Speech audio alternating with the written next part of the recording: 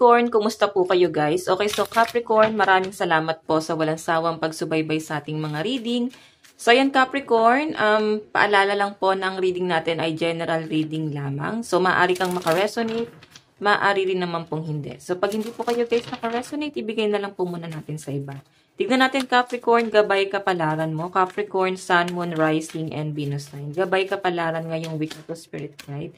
Meron po tayong ground yourself.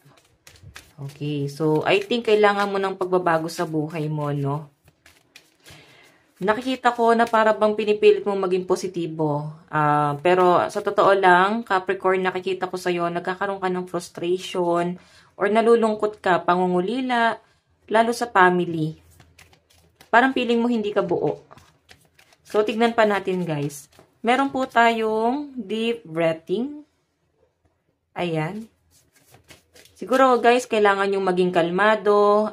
Kailangan nyo sigurong i-relax yung isip mo din, no? Try mo din mag-meditate or, ayan, magbasa. Mag-aral ng mga bagong bagay or magkaroon ka ng mga bagong hobby. Okay? Try mo din ilibang yung sarili mo.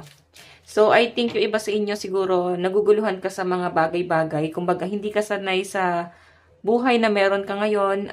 May pag-a-adjust kasi na nangyayari dito, guys. So, sinasabi nga sa inyo, Capricorn, try mo na libangin yung sarili mo.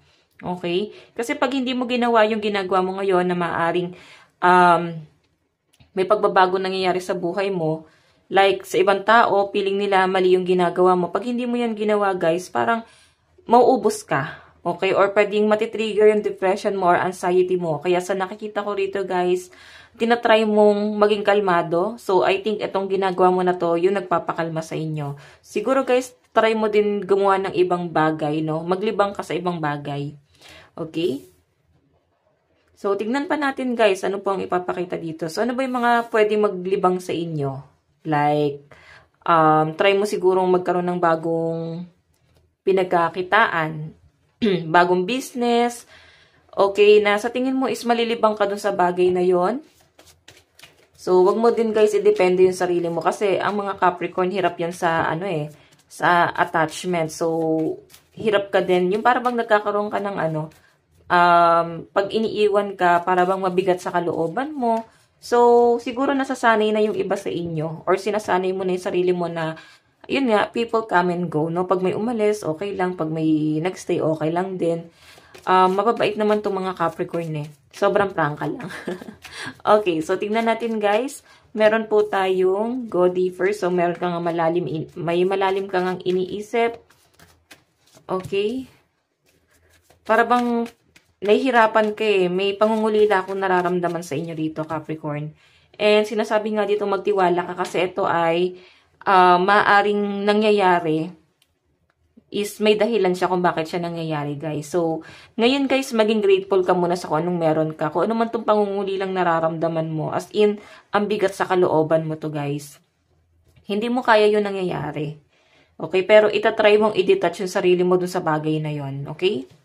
So, I think, parang, to, guys, pangungulila sa isang tao, pwedeng sa anak, sa family, sa person mo. Pero mas malinaw kasi sa akin, guys, pwedeng sa anak. Siguro ikaw ay nasa abroad nagtatrabaho.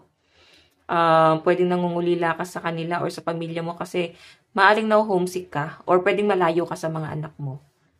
Okay? So, tignan pa natin, guys.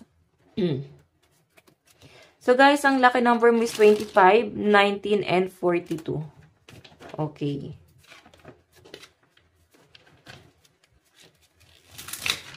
Additional message po, Spirit Guide.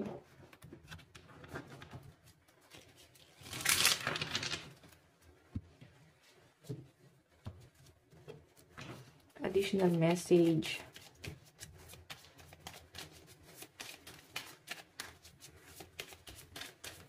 So guys, meron tayong 9 of Cups, wish card. Meron ka talagang minamanifest, hinihiling kay universe na sana malampasan mo yung mga pinagdadaanan mo ngayon. Pangungulila sa isang tao.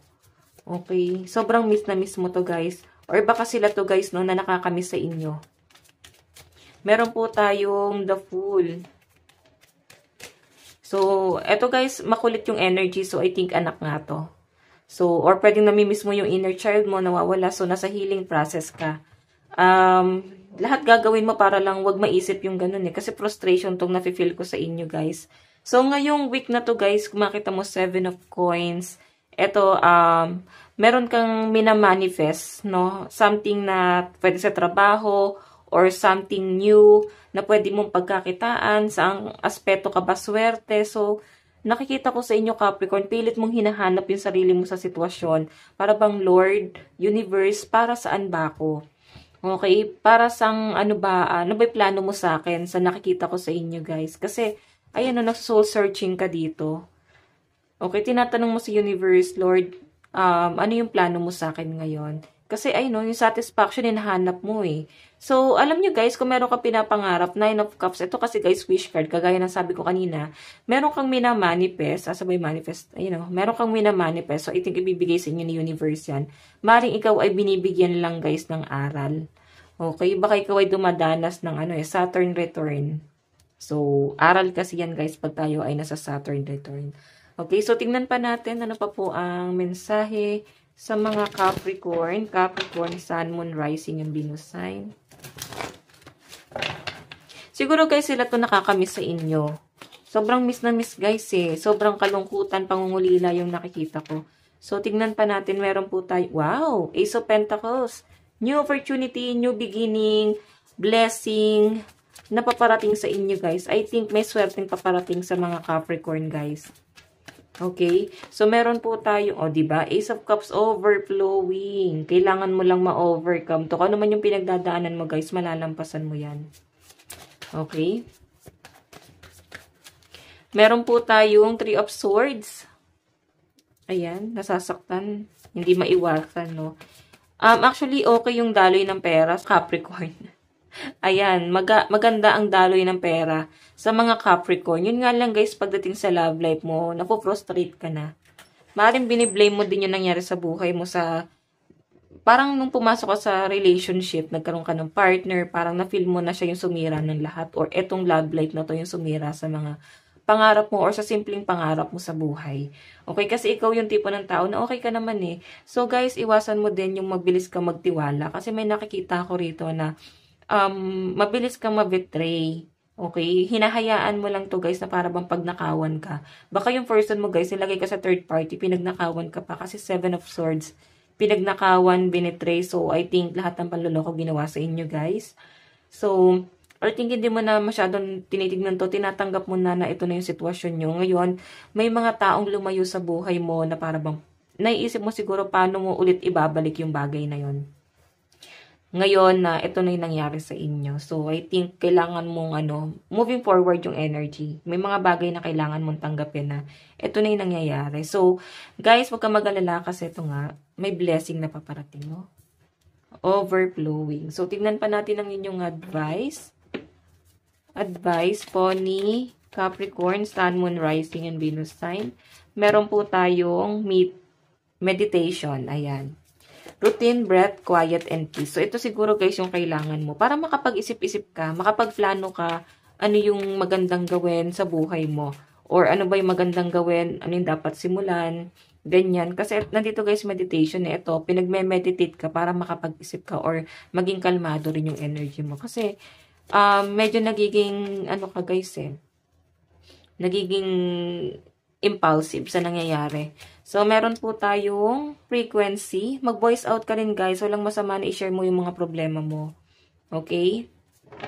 So, guys, ito lang po ang inyong reading hanggang sa muli.